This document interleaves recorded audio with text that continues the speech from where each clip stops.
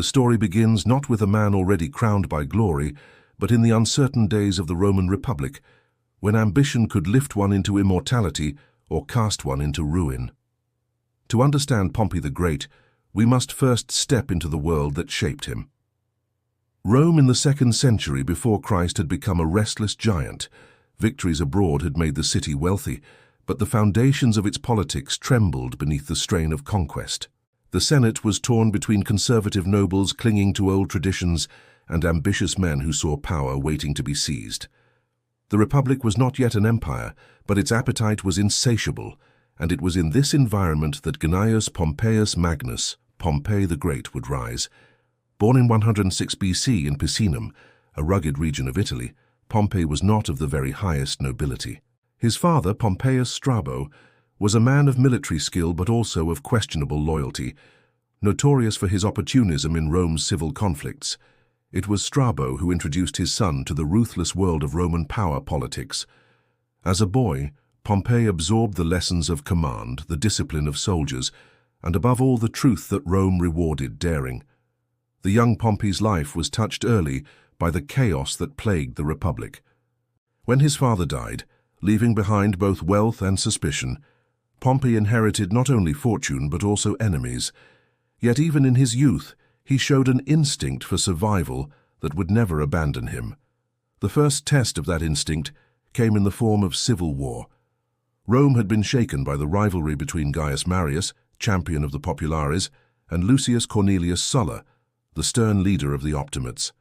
Their struggle was not merely political, it was a battle over the soul of the Republic itself. In this storm, the young Pompey chose to side with Sulla. It was a gamble, for Sulla's fortunes seemed precarious, but Pompey sensed where the winds would blow. At only 23 years old, he gathered an army from his father's veterans and raised his own standard in Sulla's cause. It was then that the legend of Pompey the Great began to take shape. Though barely more than a youth, he displayed the poise of a seasoned commander. His troops followed him not with hesitation but with devotion, for Pompey had a gift for inspiring loyalty. He understood the language of soldiers, the need for discipline balanced with reward, the importance of sharing in their hardships. Campaign after campaign proved his worth. When he brought his legions to Sulla's side, the dictator was astonished at the young man's effectiveness. Sulla, never generous with praise, famously greeted him with the words, "Hail, Magnus, the Great." The title, meant perhaps with a trace of irony, would stay with Pompey for life. With Sulla's victory secured, Pompey became indispensable. He was dispatched across Italy to root out the remnants of resistance. Wherever he marched, he carried the aura of invincibility, yet his ambition already shone through. When Sulla ordered him to disband his legions, Pompey hesitated, knowing that his soldiers were the source of his true power. Though he eventually complied, the lesson was etched deep into his character. In Rome, armies were not merely tools of the state, they were keys to political survival. Pompey's rise was meteoric. In an age when high office required long years of service, he leapt over obstacles that would have stopped any ordinary man. He was awarded a triumph before he had even held a consulship, a reward normally reserved for Rome's most seasoned commanders. Citizens thronged the streets to watch the young general ride in glory, and whispers began to spread that a new Alexander had appeared in Rome. Pompey himself did little to discourage the comparison. He wore his hair brushed upward in the Macedonian style and carried himself with the quiet assurance of one destined for greatness. But what set Pompey apart was not only his military brilliance, it was his uncanny ability to balance the competing factions of Roman politics. While other generals bound themselves tightly to one side, Pompey moved with careful calculation. He had fought for Sulla, yet he did not chain himself to the dictator's memory. When opportunity called, he aligned himself with those who opposed the old order. He was young, adaptable, and above all, hungry. Rome was a place where alliances shifted as swiftly as the Tiber's current, and Pompey proved himself a master navigator of its treacherous waters. It was not long before the Republic tested him on an even grander scale.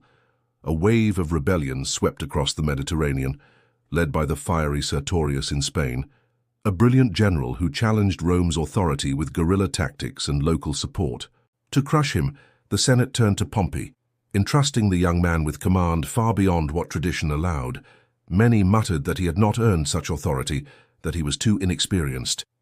Yet Pompey's very audacity silenced his critics.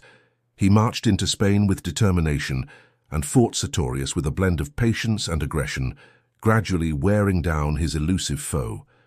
Even when victory was not swift, Pompey's reputation grew. Soldiers admired his endurance, while Rome admired his refusal to be daunted by setbacks. By the time Sertorius fell, betrayed by his own men, Pompey stood as one of the foremost commanders of Rome. His name was spoken alongside Marius and Sulla, but unlike them he was still young, still with decades ahead. He returned to Italy not merely as a general, but as a political force. His soldiers adored him, the people respected him, and the Senate feared him. And fear in Rome was often the truest form of recognition. It was then that fate placed in his path a challenge that would test both his sword and his character, the rebellion of Spartacus.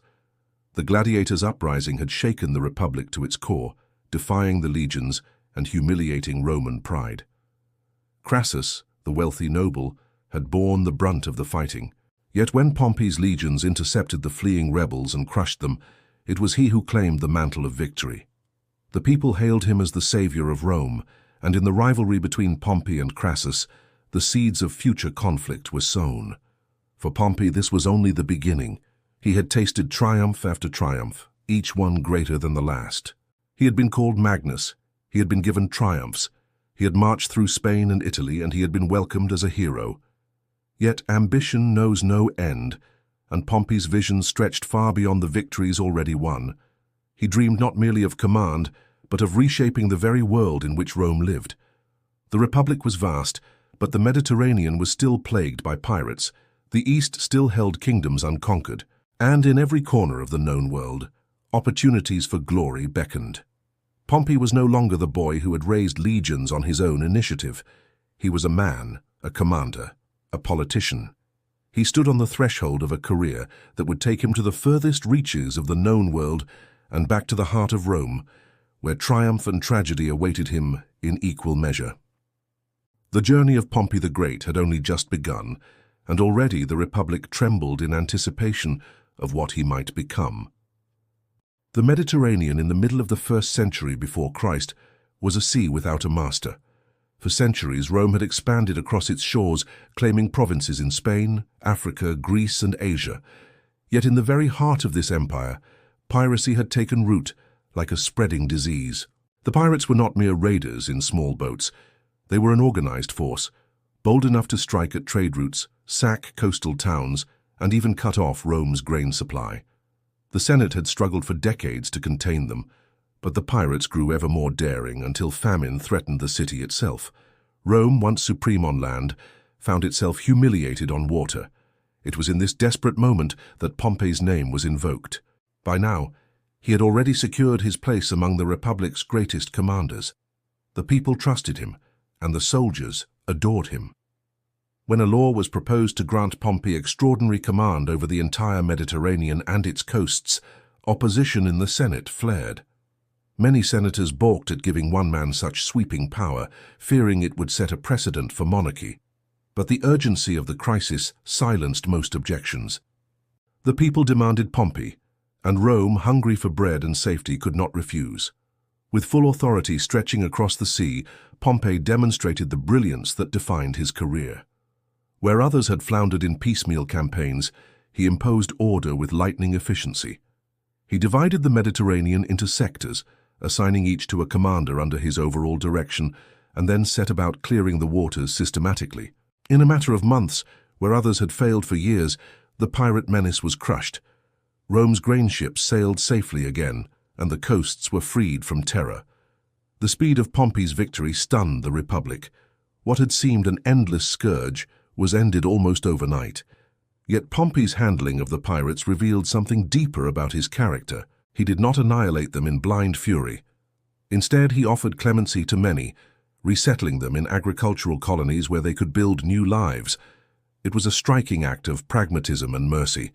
Rome had often destroyed its enemies utterly, but Pompey understood that peace required more than blood. By transforming pirates into farmers, he ensured that the Mediterranean would remain safe not only by fear, but by stability. It was a gesture that reflected both his practical mind and his vision for Rome's place in the world. But even greater challenges awaited him in the East. For decades, Rome had struggled with the formidable Mithridates of Pontus, a king who defied Roman power with cunning and resilience. Mithridates had fought 3 wars against Rome, exploiting every weakness and drawing on the vast resources of his kingdom. Generals before Pompey, Sulla, Lucullus, had battled him, yet the conflict lingered like a wound that would not heal. Now the Senate entrusted Pompey with the task of ending it once and for all. Marching east, Pompey brought with him not only military might, but also the aura of inevitability.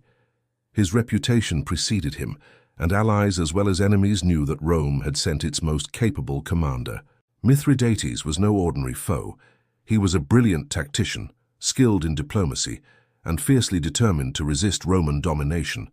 But Pompey combined relentless pursuit with calculated strategy. He drove Mithridates from stronghold to stronghold, never allowing him to regroup, until the king fled into the distant regions beyond Rome's reach. Isolated and abandoned, Mithridates eventually took his own life, ending a defiance that had tormented Rome for generations.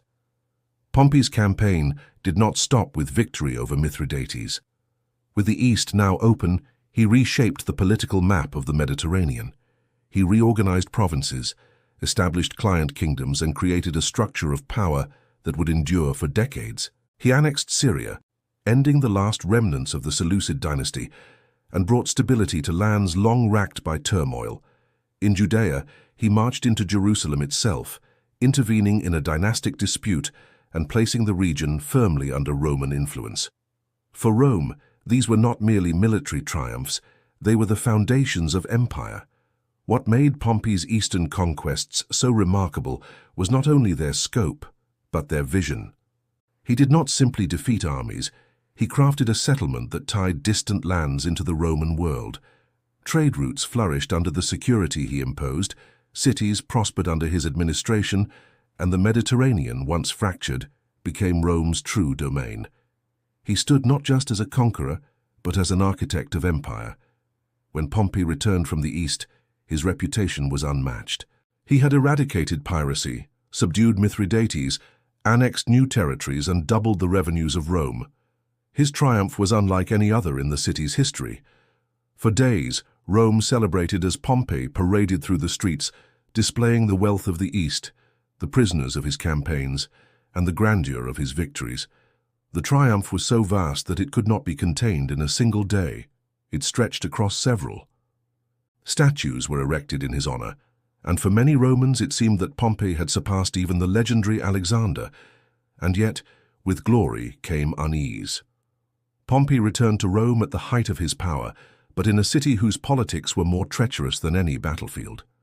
The Senate, wary of his influence, resisted his efforts to secure land for his veterans and recognition for his eastern settlements. Pompey, once the darling of the Optimates, found himself frustrated by their obstruction. He had conquered kingdoms, but in the streets of Rome he encountered resistance greater than that of pirates or kings. The Republic was a place where fear of one man's power outweighed gratitude for his service. It was in this climate that Pompey turned toward alliances that would shape the final years of the Republic. He was still ambitious, still hungry, and still unwilling to let his achievements be diminished by the jealousies of the Senate. The stage was set for new partnerships, new rivalries, and new struggles that would decide not only Pompey's fate, but the fate of Rome itself. The Mediterranean was now a Roman sea. The East had been brought under Rome's shadow, and Pompey the Great stood at the pinnacle of his career. He had proven himself not only the greatest general of his age, but also the architect of a new order. Yet at the very moment of his triumph, forces were gathering that would test him in ways he had never known. For in Rome, power was never secure, and the man who had conquered the world would soon discover that the greatest battles were not fought in distant lands, but in the very heart of the Republic. When Pompey returned from the East, the glory of his triumph still echoed through the streets of Rome. No man before him had accomplished so much, and yet the very weight of his achievements made him a figure of suspicion. Rome had always feared the power of its greatest generals. Marius, Sulla, and others had marched with legions at their backs, shaking the Republic to its foundations. Pompey was greeted with celebration, but beneath the applause lay unease. The Senate asked itself whether this man, hailed as the conqueror of the world, might one day turn conqueror of Rome. Pompey did not arrive as a tyrant. He disbanded his legions at the gates of the city, a gesture that reassured many and spoke of his confidence. Unlike Sulla, he had no need to seize Rome by force. His power lay in reputation, and reputation, he believed, would secure his influence. Yet he soon discovered that military glory did not automatically translate into political success. The Senate resisted him at every turn. He asked for land grants to reward his veterans, for ratification of his eastern settlements, and for acknowledgement of his new provinces, but his requests were stalled or denied. Enemies whispered that he sought a crown in all but name. Allies proved hesitant, fearing his power might overshadow their own. For the first time in years, Pompey found himself checked, not on the battlefield, but in the forum. It was here that his old rival, Marcus Licinius Crassus, returned to prominence. Crassus, the wealthiest man in Rome, had his own claim to fame as the man who had crushed Spartacus. Yet he remained in Pompey's shadow. His victory diminished when Pompey claimed the glory of the final blow. The rivalry between the two men burned fiercely, a contest of wealth and power that divided the Republic. Their quarrels paralyzed politics, each blocking the other's ambitions. For a time, Rome seemed locked in a stalemate, its greatest men at odds while the Senate dithered and the people clamored for leadership. It was into this impasse that a new figure stepped, a man whose ambitions would ultimately reshape the destiny of Rome itself. Julius Caesar, rising from the ranks of the populares, saw in Pompey and Crassus not insurmountable obstacles, but opportunities. Caesar possessed the charm of the people, the daring of a soldier, and the cunning of a statesman. He understood that alone, Pompey and Crassus might struggle against each other, but together and with him they could dominate the Republic. Through careful negotiation, he brought them into an alliance that would come to be known as the First Triumvirate. It was an alliance born of necessity, not affection. Pompey wanted land for his veterans and recognition for his eastern work. Crassus wanted relief for the tax collectors whose contracts had faltered in Asia. Caesar wanted the consulship and a command that would elevate him beyond the confines of Rome. Together they could overcome the Senate's resistance and achieve what each desired. It was a pact sealed not only with promises but with family ties. Pompey married Caesar's daughter Julia, a union that gave their alliance a bond of blood. For a time, the triumvirate wielded power like no other force in the Republic. Caesar became consul, using his position to secure land for Pompey's veterans and financial relief for Crassus' allies. In return, he gained the proconsular command of Gaul, a vast territory that would soon become the stage for his own legend. Pompey, for his part, gained the ratification of his eastern settlements, finally seeing his conquests recognized by law. Crassus, though often overshadowed, enjoyed his share of influence. Together they bent the Republic to their will. Yet alliances in Rome were fragile, built on ambition rather than trust. Though Pompey and Caesar were bound by marriage, their temperaments were different. Pompey was cautious, seeking stability, wary of the excesses of power that might provoke resistance. Caesar was daring, restless, hungry for achievements that would rival even Pompey's. As Caesar marched into Gaul, beginning a conquest that would bring him unimaginable fame, Pompey remained in Rome, the elder statesman, watching with both pride and unease as his ally grew in stature. The bond between them was tested again and again, but for a time it held. Pompey administered Rome while Caesar built his empire in the north. Crassus, never content with second place, sought his own glory in the east, leading an expedition against the Parthians. There at Carrhae, fortune betrayed him. His army was annihilated, his standards captured, and Crassus himself met a grisly end. With his death, the balance of the triumvirate collapsed. No longer were three men sharing power, now there were only two, and the rivalry between them could no longer be contained. Pompey, once the unrivaled master of Rome, began to feel the ground shifting beneath his feet. Caesar's victories in Gaul surpassed all expectations. His commentaries, written with brilliance, spread his fame across the Republic. The people hailed him as a hero, his legions adored him, and his enemies feared him. Pompey, though still powerful, began to seem less the rising star and more the established order, while Caesar shone with the aura of a man on the ascent. The marriage bond between them, too, was severed by fate. Julia, Pompey's beloved wife and Caesar's daughter, died in childbirth. Her death was more than a personal tragedy. It was the unraveling of the strongest tie that had bound the two men together. Without Julia, suspicion grew. Pompey feared Caesar's ambition, while Caesar feared Pompey's influence in Rome. The Senate, sensing opportunity, courted Pompey as a counterweight to Caesar's growing dominance. Once, Pompey had stood apart from the Optimates, but now he drifted toward them, finding in their ranks a base of support against his former ally. The Republic braced for confrontation. What had begun as an alliance of necessity had become a rivalry of destiny. The two greatest generals of their age, once bound by marriage and politics, now stood on opposite sides of an ever-widening chasm. Pompey, the conqueror of the East, the man hailed as Magnus, was now called upon to defend the Republic against the very man he had helped raise to power. Caesar, the rising star of Gaul, prepared to test his strength not against foreign kings, but against the Republic itself. The stage was set for a conflict unlike any Rome had seen before. The civil wars of Marius and Sulla had scarred the Republic, but the clash of Pompey and Caesar would determine not just the fate of men, but the very survival of the Republic. Pompey, once the undisputed greatest general of his time, would soon face the greatest challenge of his life. Not in Asia, nor Spain, nor against pirates or kings, but against the ambition of his own former ally. The tension that had been simmering for years finally erupted in the winter of 49 BC. Caesar, emboldened by his conquests in Gaul and confident in the loyalty of his legions, faced a Senate increasingly aligned with Pompey. Rome itself became a chessboard of strategy, alliances, and betrayal. Senators, fearful of Caesar's growing power, fled with Pompey to the south, leaving the city in a tense, uneasy quiet. Pompey, now the defender of the Republic's institutions, had the authority, the resources, and the experience to confront Caesar, but he also bore the weight of expectation and the hesitation of a man caught between duty and caution. Pompey's strategy was shaped by his temperament. He did not seek to strike immediately, nor to provoke Caesar unnecessarily. Instead, he aimed to draw the conflict out, relying on Rome's vast resources and his own mastery of logistics.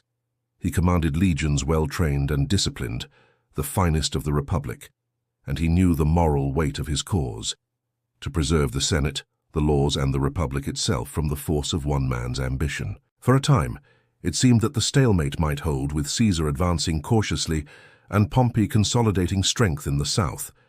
Yet Caesar's genius lay in audacity. In a moment that would echo through history, he crossed the Rubicon River with a single legion, declaring that the die had been cast. The phrase was more than symbolism. It was a signal that the Republic could no longer contain the ambition of its greatest general. Rome watched in disbelief as one man's decision shattered centuries of precedent. Pompey, informed of Caesar's advance, faced a choice that would define his legacy. He could confront Caesar immediately, risking disaster, or retreat and gather strength. In the end, he chose prudence, a hallmark of his command, and withdrew toward southern Italy, leaving the capital to Caesar. This retreat was not cowardice, but a calculated move. Pompey's forces swelled as he reached allies across Italy, drawing senators, troops, and loyal citizens to his side.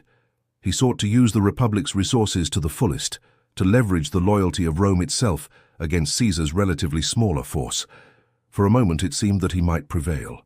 Yet in Rome, Caesar's speed and decisiveness had already shifted the balance.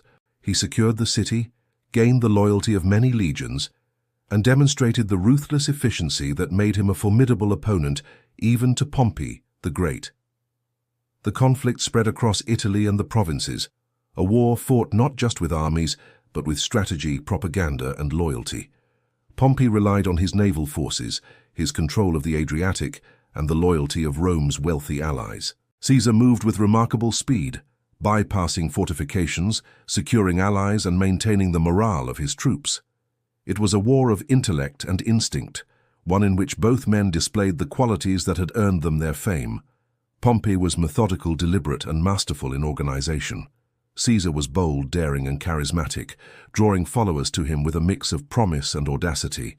The war reached its decisive moment at the plains of Pharsalus in 48 BC. Pompey commanded the larger force, superior in numbers and better supplied. He had the backing of the Senate, the hopes of the Republic, and the loyalty of seasoned generals. Yet Caesar, though outnumbered, possessed what Pompey could not entirely control: the absolute devotion of his legions and the tactical brilliance that had defined his campaigns in Gaul. When the two armies clashed under the bright Greek sun, the confrontation became more than a battle. It was a contest of legacies, a collision between two of Rome's greatest men. Pompey's initial strategy was sound. He sought to envelop Caesar's forces, to use his numerical advantage to crush the enemy. Yet Caesar's formations, disciplined and adaptable, responded with precision. Pompey's cavalry, meant to dominate the flanks, was routed early, leaving his lines vulnerable. The veteran legions, despite their size, could not recover the momentum once lost. In the heat of battle, Pompey's cautious nature, which had served him well in years of campaigning, became a liability. He hesitated to commit reserves at critical moments, allowing Caesar to exploit openings that widened into catastrophe. When the defeat became inevitable, Pompey fled the battlefield with a fraction of his forces. The magnitude of the loss was staggering. The great, the invincible of the East, the vanquisher of pirates and kings, was now a man in retreat, his legacy tested by a rival once considered an ally. He escaped across the sea to Egypt, seeking safety and perhaps the chance to regroup. But even there, fortune abandoned him. The young pharaoh, seeking to curry favor with Caesar, ordered Pompey's assassination upon arrival. The man who had commanded legions and shaped the course of empires fell not in battle, but by treachery. Pompey's death marked the end of an era. He had risen from the son of a provincial commander to the most celebrated general of his age, conquering lands, defeating pirates, and reshaping the East. Yet his final chapter was a tragic reminder of the perils of Roman politics, where glory and betrayal were inseparable. His troops mourned him, his allies despaired, and even Caesar reportedly wept upon seeing the body of his former friend and rival. History would remember Pompey not only for his victories, but for the magnitude of the stage upon which he played his part. In the aftermath, Rome changed forever. Caesar's ascent was complete, the Republic's institutions weakened, and the precedent of a general challenging the state had been firmly established. Pompey, despite his defeat, remained a figure of admiration and awe. He embodied the discipline, courage, and vision that had allowed one man to command armies, sway nations, and leave an indelible mark upon the Mediterranean world. His story was a testament to the heights one could reach in a republic teetering between tradition and transformation, and to the fragile line between triumph and tragedy that defined the lives of Rome's greatest men. Even in death, Pompey the Great shaped the course of history. His campaigns secured the East, liberated Rome from piracy, and demonstrated the potential for military genius to influence politics on a monumental scale. Yet the very forces that made him great, discipline, caution, and loyalty to the Republic, also constrained him in the decisive moments when audacity alone might have preserved him. The narrative of Pompey's life and death became a lesson for generations, that in the world of Rome glory was inseparable from danger, and that the greatest generals were often at the mercy of history itself. Pompey's death in Egypt did not mark the end of his influence. Even in defeat, his career shaped the course of Rome and left lessons that would resonate through centuries. Generals and statesmen studied his campaigns, politicians debated his choices, and historians measured every subsequent military achievement against the standard he had set. He had achieved what few men could: mastery over both armies and politics, a combination that even Caesar, his rival, had recognized as extraordinary. In life, Pompey had been a figure of power and inspiration. In death, he became a symbol of both greatness and the precariousness of ambition. To understand Pompey's enduring influence, one must first consider the scope of his military achievements. He had faced enemies of every kind: rebellious soldiers in Italy, guerrilla fighters in Spain, pirates across the Mediterranean, kings in the east, and finally a rival general whose genius rivaled his own. In each campaign, he displayed versatility. Against Sertorius, he adapted to unconventional tactics. Against the pirates, he combined strategy with logistics to achieve unprecedented speed. Against Mithridates, he merged diplomacy with military might to consolidate an empire. His victories were not isolated feats, but part of a larger vision, a blueprint for how Rome could expand and secure its dominion. Equally significant was Pompey's understanding of command. He inspired loyalty in his soldiers, not merely through rewards, but through respect. Unlike many Roman generals, he shared in their hardships, understood their fears, and maintained discipline without cruelty. His men fought not only for Rome, but for the man who led them. This ability to bind soldiers to a leader, rather than to a state alone, was a hallmark of his greatness, and it was both his strength and, ultimately, a challenge to the Republic. In binding legions to himself, Pompey demonstrated the potential and danger of personal loyalty surpassing institutional loyalty, a lesson that Rome would struggle with for decades. Pompey's political acumen, while less celebrated than his battlefield brilliance, was no less remarkable. He navigated the complex currents of Roman politics with a skill born of observation and patience. From his early days supporting Sulla, through the alliances of the First Triumvirate, to his stand against Caesar, Pompey balanced ambition with prudence. He understood the weight of tradition, the influence of the Senate, and the sentiment of the people.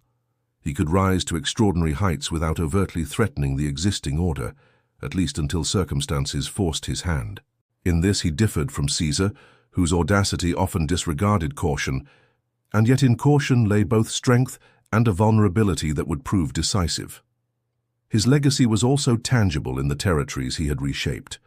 The East, stabilized under his campaigns, became a structured extension of Rome. Client kingdoms, provinces, and trade routes established during his command endured long after his death. Cities once torn by conflict found order, commerce flourished, and Rome's reach extended to the edges of the known world. These achievements were not merely military, they were administrative, reflecting Pompey's ability to blend conquest with governance. He was not simply a general, he was a state builder, creating systems that allowed Rome to govern vast distances with efficiency and authority. Yet perhaps the most enduring aspect of Pompey's story is the human dimension. He was a man of immense ambition, yet he remained disciplined. He was a conqueror, yet capable of clemency. He was powerful, yet constrained by circumstance. His triumphs inspired awe, his defeats evoked sympathy, and his life demonstrated the delicate balance between genius and humility. Unlike Caesar, whose story culminated in dictatorship, Pompey's narrative is one of potential tempered by circumstance, a reminder that even the greatest of men are subject to the tides of fate. Historians, ancient and modern, have marveled at Pompey's accomplishments.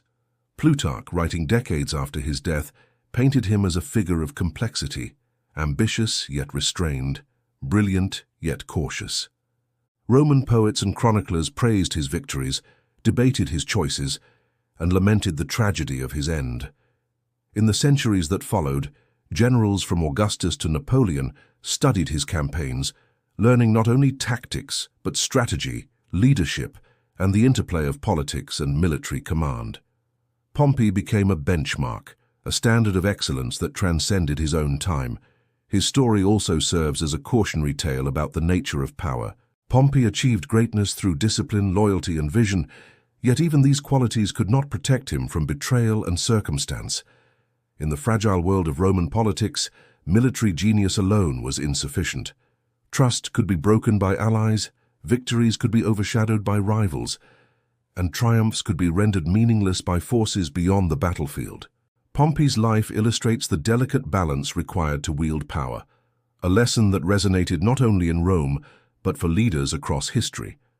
Even today, Pompey the Great endures as a symbol of excellence in command and the complexity of ambition.